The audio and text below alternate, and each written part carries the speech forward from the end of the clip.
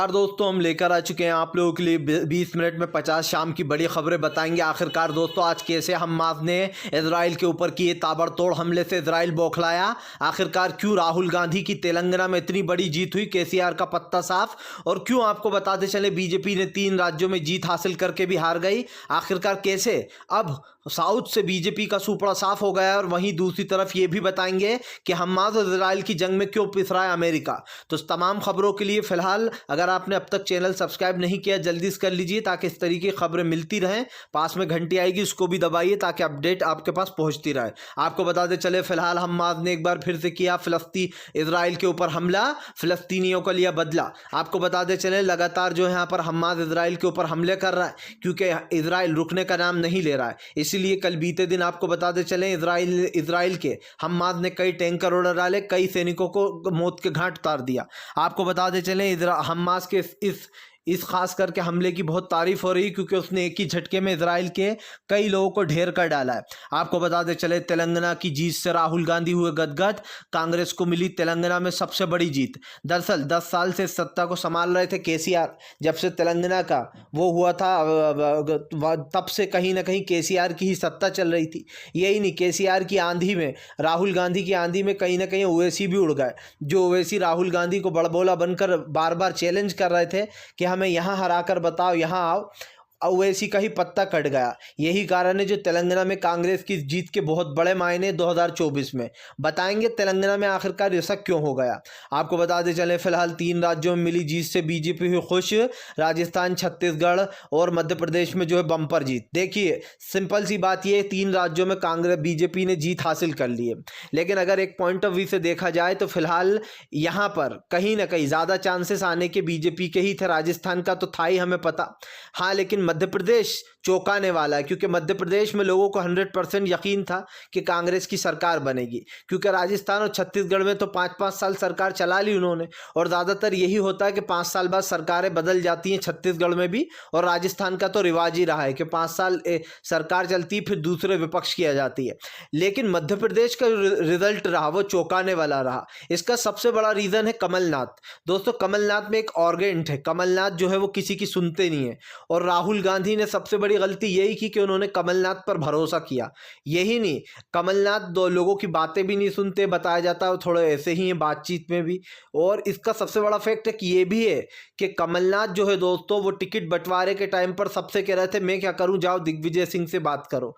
अब आप समझिए, इस तरीके का एक व्यवहार पार्टी का ये थोड़ा अजीब सा हो जाता है। आपको बताते चले हमास इजराइल की जंग में फिर से एक बार जो है यहाँ पर हमास और इजराइल में छिड़ी जंग, तो अमेरिका बुरा फंसा। दरअसल आपको बताते चले फिलहाल अमेरिका के 8 सांसदों ने खोल दिया अमेरिका के बाइडेन के खिलाफ मोर्चा, बोले इसका जिम्मेदार जो बाइडेन है। दरअसल आपको बताते चले जो भी नरसंहार हो रहा है गाजा में, उसका जिम्मेदार उन्होंने बाइडेन को बताया है। कहा है 2024 में जब राष्ट्रपति के चुनाव होंगे तो हम बाइडेन को हरा देंगे। आपको बताते चले ये जो 8 सांसद हैं मुस्लिम, जिन्होंने अमेरिका में बाइडेन को चेताया है, ये कोई ऐसे वैसे नहीं है, ये वो एरिया के लोग हैं दोस्तों जहां से सबसे ज़्यादा ये समझिए कि अमेरिका की सरकार को वोट मिलते हैं, यानी कि बाइडेन को वोट मिलते हैं। यही कारण रहा कि फिलहाल इन तमाम 8 सांसदों ने अब चेतावनी दी है बाइडेन को कि वो 2024 में उखाड़ फेंकेंगे। भारत में, इंडिया में भी 2024 में चुनाव होगा पीएम का, और वहां पर भी राष्ट्रपति का चुनाव होगा। आपको बताते चले कांग्रेस ने भरी हुंकार, अब कांग्रेस का पूरा फोकस जो है 2024 के चुनाव लोकसभा पर। आपको बताते चले जयराम रमेश ने एक ट्वीट किया जिसमें उन्होंने बताया कि जो है यहाँ पर 20 साल पुराना टोटका भी बताया। उन्होंने कहा कि 20 साल पहले भारतीय राष्ट्रीय कांग्रेस को छत्तीसगढ़, मध्य प्रदेश और राजस्थान में हार का सामना करना पड़ा था विधानसभा चुनाव में, लेकिन इसके बाद उन्होंने कहा कि वक्त में हमने बहुत कम वक्त में सिर्फ दिल्ली में जीत ली थी, लेकिन कुछ ही महीने बाद जोरदार ढंग से वापसी करते हुए कांग्रेस ने लोकसभा चुनाव में अपनी सरकार को वापसी की थी। और दोस्तों आप समझिए, लोकसभा चुनाव ही मेन होता है। अगर यहाँ वापसी हो गई तो एक एक कर तमाम राज्यों से बीजेपी चली जाएगी, क्योंकि जिसकी सरकार होती है ज़्यादातर वही सरकारें बना पाती है राज्यों में। अगर लोकसभा जीत जाती है कांग्रेस, या मतलब इंडिया गठबंधन, तो ये समझ लीजिएगा कि प्रधानमंत्री का सफ़र वहीं पर ख़त्म हो जाएगा। आपको बताते चले फ़िलहाल अमेरिका के ख़िलाफ़ हुआ ईरान ने दी इजराइल और अमेरिका को धमकी। ईरान बोला अगर लगातार होते रहे फ़िलिस्तीनियों के ऊपर हमले तो पूरे हथियार ख़त्म कर देंगे, लेकिन रुकने वाले नहीं हैं। आपको बताते चले दरअसल बताया जा रहा है गाज़ा पट्टी पर लगातार कब्ज़ा करने की कोशिश कर रहा है इजराइल, और इसी को लेकर अब ईरान ने धमकी दी है कि फ़िलहाल भले ही पूरा हथियार ख़त्म हो जाए, लेकिन हम ये किसी भी हाल में करने नहीं देंगे। ईरान ने खुली चेतावनी देते हुए कहा है कि फ़िलहाल पूरी कोशिश कर ले भले ही इजराइल, लेकिन वो गाज़ा पट्टी पर कब्ज़ा नहीं कर पाएगा, क्योंकि हम ऐसा होने नहीं देंगे। दरअसल दोस्तों सीधी सी बात यह कि ईरान अपने पूरे हथियार वगैरह तमाम ताकतें देने को तैयार है हमास को। सिंपल सी बात यह है कि वो नहीं चाहता कि फ़िलहाल इजराइल जो है दोस्तों वो गाज़ा पर कब्ज़ा कर ले। आपको बताते चलें फ़िलहाल सब 3 राज्यों में बीजेपी की हुई जीत। तो जीत के दोस्तों क्या है मायने। दरअसल आपको बताते चले बीजेपी ने छत्तीसगढ़, राजस्थान और मध्य प्रदेश 3 राज्य जीत लिए। जैसे कि मैंने पहले भी कहा कि 2 राज्यों में तो कंफर्म था। देखिए छत्तीसगढ़ का तो फिर भी था कि भूपेश बघेल जीत सकते हैं, लेकिन राजस्थान का लोगों को लग ही रहा था कि बीजेपी आएगी या फिर कांग्रेस आ सकती है, सिर्फ एक एज था। लेकिन क्योंकि 5-5 साल दोनों जगह कांग्रेस ने सरकार चला ली, और ज़्यादातर 5-5 सालों में सरकार बदल ही जाती है, ज़्यादातर तो ऐसा ही होता है। लेकिन दोस्तों सबसे बड़ी जीत तो बीजेपी को जो मिली वो मध्य प्रदेश में मिली। मध्य प्रदेश में दोस्तों जो बीजेपी को जीत मिली है उसका सबसे बड़ा कारण कमलनाथ रहा है। जहां एक तरफ शिवराज सिंह चौहान ने मोदी को हरा दिया, तो वहीं दूसरी तरफ कमलनाथ ने राहुल गांधी को हरवा दिया। सीधी सी बात यह कि कमलनाथ दोस्तों कहीं से भी एक तरीके से सीएम बनने के उपलक्ष्य नहीं थे मेरे नज़रिए में, क्योंकि कमलनाथ का व्यवहार मुझे समझ में नहीं आता है। वो कभी भी चिल्ला देते हैं, कभी भी कुछ बोल देते हैं, और एक लोगों के अंदर एक घमंड होता है, मतलब एक एटीट्यूड जो है उनके अंदर वो बड़ा गलत है, ऐसा विशेषज्ञ भी कहते हैं जो पत्रकार हैं। लेकिन सवाल सिर्फ ये नहीं था, सवाल ये भी था दोस्तों कि मामा शिवराज पर बीजेपी ने भरोसा नहीं किया, और इसीलिए मोदी की हार हुई, जबकि सबसे ज़्यादा वोट में लोगों ने शिवराज सिंह चौहान को ही पसंद किया है। लेकिन अब भी मैं आपको लिख के दे दूं कि अब मध्य प्रदेश का सीएम बदल जाएगा, अब शिवराज सिंह चौहान नहीं होंगे मध्य प्रदेश के सीएम। आपको बताते चले दोस्तों फ़िलहाल हमास और इजराइल की जंग के बीच में फ़िलिस्तीनियों पर हो रहा अत्याचार। फ़िलिस्तीनियों को आपको बताते चले दोस्तों अब फिर से धमकी दे डाली है इजराइल ने। दरअसल आपको बताते चले दोस्तों अब जो है गाज़ा पे कब्ज़ा करने के बाद जो है इजराइल ने फिर से एक बार लोगों को धमकी दी है। आपको बताते चले अब वो जो है यहाँ पर ख़ास करके दूसरी जगह को खाली करने के लिए बोल रहा है। आपको बताते चले धीरे धीरे कर इजराइल जो है हर जगह को खाली करा लेना चाहता है। सिंपल सी बात ये है दोस्तों कि फ़िलहाल पूर्व इलाके के 60 इजरायली सैनिक जो हैं वो लगातार धमकाने का काम कर रहे हैं, और वो कह रहे हैं कि फ़िलहाल अब इधर से हट जाओ, इधर को भी खाली कर दो। खान चौराहा नाम की कुछ जगह है, खान वगैरह करके पठान जगह, उसको भी खाली कराने की अब मांग की जा रही है, जिसको लेकर कहीं ना कहीं ये साबित हो जाता है कि फ़िलहाल पूरी तरीके से हमलावर होता जा रहा है इजराइल गाज़ा के लोगों के बाद अब पूरे फ़िलिस्तीनियों के ऊपर। आपको बताते चलें फ़िलहाल दोस्तों बीजेपी को तेलंगाना में धूल चटाई, कांग्रेस नंबर 1 पार्टी बनकर उभर कर आई। इसमें सबसे बड़ा एज देखिए दोस्तों कि जीत होती है तो कहते हैं मोदी के दम पर हुई है, लेकिन हार होती है तो जेपी नड्डा को आगे कर देते। अब आपको ये तो मानना ही पड़ेगा कि तेलंगाना में जो कांग्रेस की इतनी बड़ी जीत हुई है और जो बीजेपी और केसीआर को धूल चटाई है, उसमें भी हार का कारण मोदी ही रहे फिर तो। क्योंकि अगर जीत का कारण प्रधानमंत्री को बताया जाता है तो दोस्तों फिर हार का कारण भी प्रधानमंत्री है। तेलंगाना में कांग्रेस ने सबसे बड़ी जीत हासिल की है, यही नहीं उसने दोस्तों केसीआर की 10 साल पुरानी सत्ता को उखाड़ फेंका। कभी किसी ने सोचा भी नहीं होगा कि तेलंगाना से बाहर की पार्टी इतनी बड़ी जीत दर्ज करेगी। 2024 में कांग्रेस को इसका बहुत बड़ा फायदा मिलेगा, क्योंकि अब साउथ के तमाम राज्यों में उसका दबदबा बन गया है। आगे उसकी नज़र दोस्तों आंध्र प्रदेश पर होगी, यानी कि चंद्रबाबू नायडू के साथ अगर मिलकर चुनाव लड़ा तो अगला मिशन उसका दोस्तों आंध्र प्रदेश ही है। आपको बताते चले दोस्तों फिलहाल इजराइल के 60 सैनिक हुए ढेर। हमास ने दोस्तों किया ऐसा हमला, इजराइल भी बौखला उठा। दरअसल दोस्तों आपको बताते चले गाज़ा में कब्जा करने की फिराक में लगा है इजराइल, लेकिन आपको बताते चले इस बीच जो है यहाँ पर ख़ास करके हमास ने दोस्तों पूर्वी इलाके के गाज़ा के पूर्वी इलाके में 60 इजरायली सैनिकों को ढेर कर दिया। प्लस दोस्तों आपको बता दें 3 लगातार घातक हमले भी किए और एक के बाद एक मिसाइलें भी दागी। इससे साफ दिखाई देता है कि हमास इजराइल को माफ़ करने वाला नहीं है। अगर इजराइल हमले कर रहा है तो हमास भी पूरी जान से उसका हमलों का जवाब देता हुआ नज़र आ रहा है। यही बात है कि फ़िलहाल इस वक्त जो है यहाँ पर हुआ नजर आ रहा है इजराइल। आपको बताते चले दोस्तों मल्लिकार्जुन खड़गे ने कर दिया ऐलान 6 तारीख को होगी विपक्षी एकता की बैठक। अब सीधा फोकस लोकसभा चुनाव पर है, क्योंकि आपको बताते चले आने वाले समय में लोकसभा चुनाव जीतने की पूरी कोशिश में है इंडिया गठबंधन, और ये पॉसिबल भी है क्योंकि जहां जहां वोट कम पड़ेंगे वहां वहां इंडिया गठबंधन समर्थन देगा। तो दोस्तों ऐसे बहुत वोट परसेंटेज बहुत ज़्यादा हो जाएगा। आपको बताते चले 6 महीने खासकर 3 से 4 महीने बचे होंगे अब मुझे लगता है लोकसभा चुनाव में, और उसके बाद लोकसभा चुनाव की तारीखों का ऐलान कर दिया जाएगा। यही कारण है आपको बताते चले जो खड़गे ने अब 6 तारीख को मीटिंग बुलाई है। मीटिंग में बताया जा रहा है अरविंद केजरीवाल तमाम ममता बनर्जी, अरविंद केजरीवाल, नीतीश कुमार और जो है तेजस्वी यादव, तमाम जितने भी विपक्ष के नेता हैं वो सब लोग एकजुट होकर जुटेंगे और आगे लोकसभा चुनाव के लिए दोस्तों आपको बताते चले मेहनत करेंगे। सीधी सी बात यह है कि विधानसभा और लोकसभा चुनाव का कुछ लेना देना नहीं है। अगर कोई भी मीडिया आपसे ये कहता है, गोदी मीडिया, कि भैया लोकसभा और विधानसभा चुनाव से बहुत असर पड़ेगा, तो ये गलत है। आपको बता दें दोस्तों लोकसभा चुनाव बिल्कुल अलग होता है, विधानसभा अलग होता है। जब बीजेपी लोकसभा 2014 में सत्ता में आई तो बीजेपी उत्तर प्रदेश, दिल्ली कहीं पर भी नहीं थी, आप समझिए, और उसके बाद भी उसने 2014 में कांग्रेस को हरा दिया। यही कारण है जो लोकसभा और विधानसभा में कुछ लेना देना नहीं है। अगर कुछ लोगों को लग रहा हो कि इस हार के फ़र्क पड़ेगा, हाँ फ़र्क पड़ता है थोड़ा बहुत, लेकिन इसका उससे कुछ लेना देना नहीं है। आपको बताते चले दोस्तों फिलहाल इस वक्त जो यहाँ पर बढ़ने वाली हैं इजराइल की मुश्किलें, तेल अवीव पर लगने वाली है रोक। जी हाँ दोस्तों, हम आपको बताते चले अब लगातार जो यहाँ पर तेल पर जो तेल खास कर अरब देशों से ख़रीदा जाता है उस पर अब रोक लग सकती है। तमाम अरब देशों का ये ऐलान है कि फ़िलहाल वो तेल पर रोक लगा देंगे अमेरिका और इजराइल के लिए, क्योंकि जाहिर सी बात है अमेरिका जो है वो इजराइल का साथ दे रहा है और इजराइल जो है वो लगातार नरसंहार कर रहा है। सिंपल सी बात ये है दोस्तों कि इसमें तमाम दूसरे देशों को जल्द से जल्द कुछ फोकस करना चाहिए, लेकिन कोई भी देश जो है दोस्तों वो नहीं चाहता कि हिंसा हो, क्योंकि जाहिर सी बात है अगर वो कुछ करेगा तो दूसरा सामने वाला जैसे इजराइल पर हमला किया तो वो भी कहीं ना कहीं वहाँ पर हमले करेगा जो देश उसके ऊपर हमले करेगा। लेकिन दोस्तों ये लोग ये नहीं जानते कि इजराइल है क्या, एक देश है और मुस्लिम देश 57 मुस्लिम है। आप समझिए 57 मुस्लिम देश OIC का पूरा संगठन है। इजराइल अगर पंगा ले भी लेता है तो इजराइल को तबाह करने में सिर्फ 1 दिन लगेगा इन देशों को। अगर एकजुट होकर ये तमाम देश दोस्तों इजराइल पर टूट पड़े तो फिर क्या होगा, आप समझिए।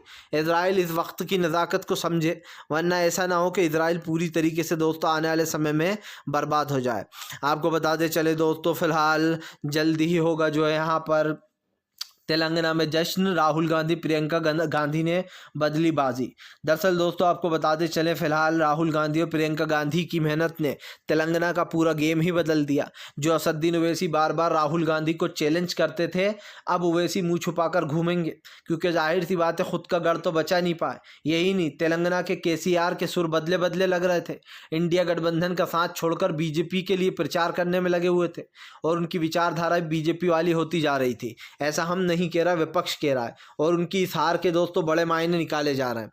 आपको बताते चले दोस्तों फिलहाल इस वक्त जो है यहाँ पर खास करके हमास और इजराइल की जंग के बीच में इजराइल को मिली धमकी।